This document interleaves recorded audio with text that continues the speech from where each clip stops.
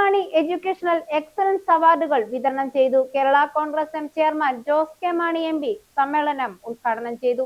പാലാ നിയോജക മണ്ഡലത്തിലെ മികച്ച വിജയം നേടിയ വിദ്യാർത്ഥികൾക്കുള്ള പുരസ്കാരങ്ങൾ പാലാ കിസ്കോ ബാങ്ക് ഓഡിറ്റോറിയത്തിൽ നടന്ന ചടങ്ങിൽ വിതരണം ചെയ്തു.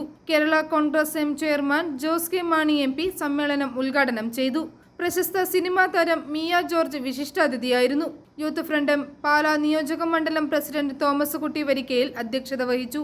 Kerala youth front M Pala നിയോജക മണ്ഡലം കമ്മിറ്റിയുടെ നേതൃത്വത്തിലായിരുന്നു പുരസ്കാര വിതരണം.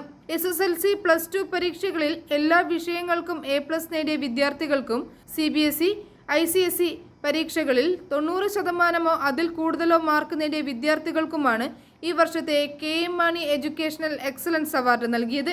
260ഓളം വിദ്യാർത്ഥികൾ അവാർഡ് ഏറ്റുവാങ്ങി. ചടങ്ങിൽ സുനിൽ പയ്യപ്പള്ളിൽ, പ്രൊഫസർ ലോപ്പസ് മാത്യു, ടോബിൻ K അലക്സ്, ടോബി തൈപ്പറമ്പിൽ, സച്ചിൻ കളരിയക്കൽ, അവിരാച്ചൻ ചൊവ്വാറ്റുകുന്നേൽ എന്നിവർ ആശംസകൾ അർപ്പിച്ചു.